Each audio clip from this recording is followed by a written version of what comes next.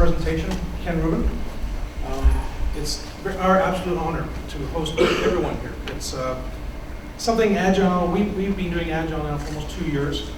We're actually just about to wrap up Sprint 61. So yes, we keep track and we do milestones every 10 or 20 sprints. For us, it's been phenomenal. Just briefly tell you, before that we did quarterly releases that could span 48 hours to get the code out. That's a lot of pain, right? And so in Agile, it says if something hurts, do it more frequently. I think we switched over to Agile. We do 2-week sprints and 2 sprints to a release. We just did a release this past Saturday. We started at 3 a.m., get all the AS400 mainframe stuff out of the way. Our code comes up at 5:30 in the morning. And I would say by 9 o'clock in the morning, we were done. People were pretty much heading home by 9 o'clock. So that's only realistically for us about a 4-hour window of rolling out a huge e-commerce site. We're number 5, by the way, in the world. So it's not like it's a little baby e-commerce site. It's a fairly large. It has a lot of financial responsibilities and constraints and compliance. And that's where Agile's got us. We're total believers in it. That is why we're committed to the South Florida Agile Association and Ken's presentation tonight. One last thing, bathrooms.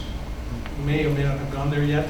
Out the back there, to the right, you'll see just the signs. Kind of where you came in the glass doors, you'll see it on the left there. Rick, you want to step up and say a few words? Thanks very much. Have fun. We'll see you later.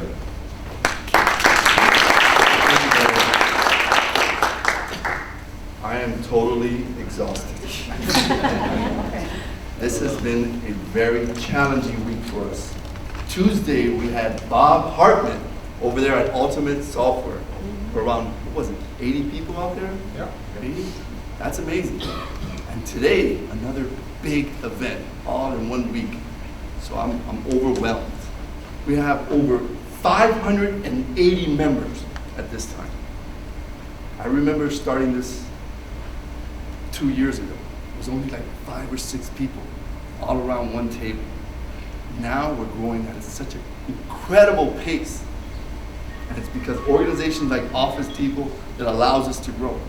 This is a free, what I said, free organization, right? They're run by volunteers, run by people just like you, learning Agile and giving back to the community. That's a great, humble cause.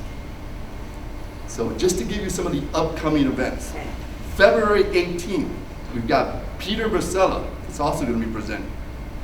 On February 24th, we've got work with Sanjeev, another CST that's going to be presenting.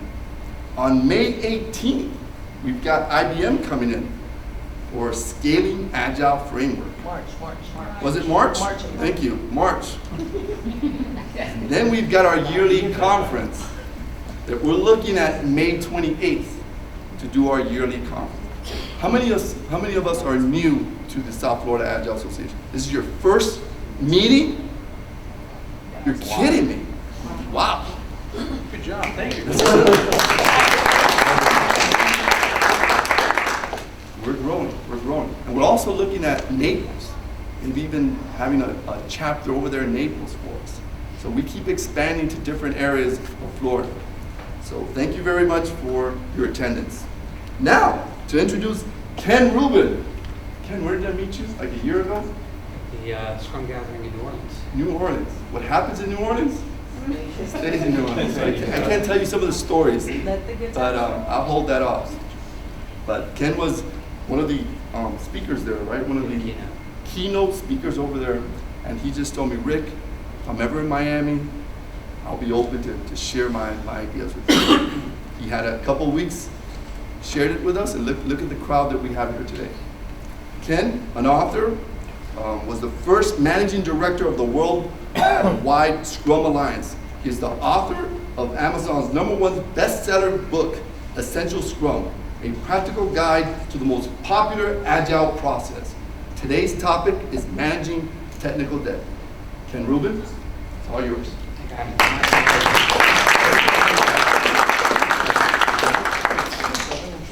Test. You guys hear me okay? Yeah. All right. So thanks again for coming out tonight. I know people were probably at work all day, and then you get to come here and listen to me for, what's our cutoff time for me to stop talking? 10:15. 10:15. Sometime this week. All right, we'll figure that out. So I presented a number of topics on the association's group, and the managing technical debt item was selected. So that's what we'll go with tonight. I'm going to make the slides available off of my website so you guys can all download them. So I wouldn't worry about trying to write down anything you see up here. I put that slide up. I did bring a copy. Every time I do one of these, I always bring a copy to sort of raffle off. So if anybody would like it, and if you want me to degrade the value of the book by signing it, I will happily do that. At the end, I'll go look at whoever signed up for the newsletter, and we'll randomly pick somebody out, and it's your book. Enjoy. So our topic, turning back, is going to be managing technical debt. Let me start with a story. In the late 1980s, I worked for a company called Park Place Systems in the Bay Area, in the Silicon Valley. So if anybody here is old enough to remember that, we were the guys that brought Smalltalk out of the research labs at Xerox PARC. And so I had the joy of doing, I was the first employee of Park Place once they left Xerox in 1988. And Smalltalk became very popular on Wall Street. And so I flew out to work with this bank on Wall Street to help them adopt Smalltalk and use it. And they had just built a system. Now don't throw anything at me, it wasn't my fault, but they built one of the first derivative trading systems. This is like 1988, 89. And so I got out there, and first thing I asked to do was to look at the code before I started to help coach this team. So I took a day, I looked at the code, and I generated a small report that I then presented to the vice president of the group at the end of that, at the beginning of the next day. And I basically said, this is the nastiest looking Smalltalk code I have ever seen in my life. The design is, there is no design, right? It's horrible. The code is, I can't imagine how this even works, given what I'm seeing. And I said, if I were you, I would not turn this system on. It's a bank on Wall Street, so I would not turn the system on. And this guy's response to me, this is word for word what he said to me. He said, son, I figure if anybody starts a sentence with me, son, I'm about to get schooled. Right? So he says, son, if you delay putting this product into production, I will take you out back and shoot you. Wow. Right? I go, look, sir, you really have to trust me on this, right? I kind of know what I'm talking about with Smalltalk code. And this is some really bad stuff. You don't really want to turn this on because you don't understand my business. See, in my world, I put a new financial product into the marketplace, and I make all my money in the first 3 months because at that point, all of my competitors rush in with their Me Too product. And at that point, it's just better that I exit that market and come up with a totally new product and enter that marketplace. He goes, I just need this system to work for 3 months. I don't care if you hold it together with chewing gum and baling wire. Okay, and so what did he do? That week I was there, they turned it on. First hour, the system was on. First hour, they generated $14 million in revenue. So, obviously, I wasn't right. I mean, who wouldn't want a system that can generate $14 million in the first hour? So, now look, we didn't have the term technical debt in 1988. Ward Cunningham didn't coin the term until 1992. So this predated it by 4 years. I don't know what to call it, but it had a lot of that. And the purpose of that particular example is to say, you know what? Sometimes you don't worry about the technical debt in the system. Most of the time you do. Most of us aren't building systems that have a 3-month lifetime, and we don't care. So let's see how we deal with the rest of the world, since I'm guessing we're not throwing our systems out after 3 months.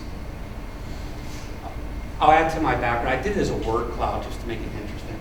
I do come out of that Smalltalk world. So I'm an old object technology guy. I've been doing Agile since the early 1990s. I've been doing Scrum formally since 2000. At that point, I worked for a startup company called Genomica in Colorado. We built software for statistical genetics, some fairly sophisticated life sciences stuff. And I ended up inheriting the engineering team when they let the VP of engineering go. It was about a 90-person team. It wasn't functioning all that well. We decided to move over to Scrum. That worked out better for us. And I've been using Scrum ever since. So it's now coming up on 15 years of using Scrum. Played all the roles, product owner, Scrum Master, member of the development team. So I'm really hoping that the value I bring to our discussion, and let me emphasize that term, discussion. I really, if all I do is stand up here for like 70 minutes or so and present slides, you can be bored out of your mind. All right, I'm going to be asking you questions. I'm going to ask you to talk to the people next to you, have a little discussion. So we are going to have a discussion.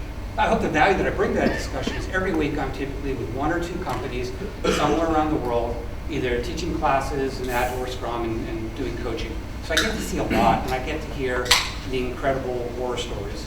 And technical debt just percolates right up to the top when it comes to war. So if you do win the book, this presentation maps onto chapter 8, called Technical Debt, in all of its glory or gory, depending on how you look at it. Oh yeah, just a note, if you're native to any of these other languages, they translated the book into 5 other languages, so feel free. I brought the English version. I want to get right, yeah, I don't know who decides, you know, these like the Polish version before a Spanish version, right? Date, scope, and budget. You guys lock all those down at your company on a project? How many people, date, scope, and budget gets locked down? You get told the date you have to deliver, the scope you have to deliver on that date, and the budget you have to get it done. Is there anybody who has that? Bunch? Okay. Let's see how bad this gets. This is the overconstraining of the problem. Let's see if we can formally define technical debt, make sure we all agree on the concept that we're going to spend the next hour or so discussing. What if I said to you, I want this much stuff. I want it by the end of June, and you're the team that has to produce that. And I have to have all this stuff, and I have to have it by the end of June. And you can't have any more people to do it. What you have is what you got. So let's map that out. I said I want this much stuff. Put that on the y-axis. That's how much stuff I want. Here's the end of June on the timeline. The dashed line represents projected velocity. Velocity, the rate at which we get work done. So if I want to get this much work done by that date, if we worked at that constant velocity, we could do it. That actually looks pretty good. Until we actually start doing it, that is. Because when we start working on it, what we realize is that our actual velocity, shown in blue, isn't quite as fast as our projected velocity. Why? Because we're taking the time to design it the way it ought to be designed, and we're building it the way it should be built, and we're testing it the way we really ought to test it, and we're automating those tests. We're doing the things that as professionals we should do. But it's taking longer than we had originally projected. And if we're out to, say, this point on the timeline and we project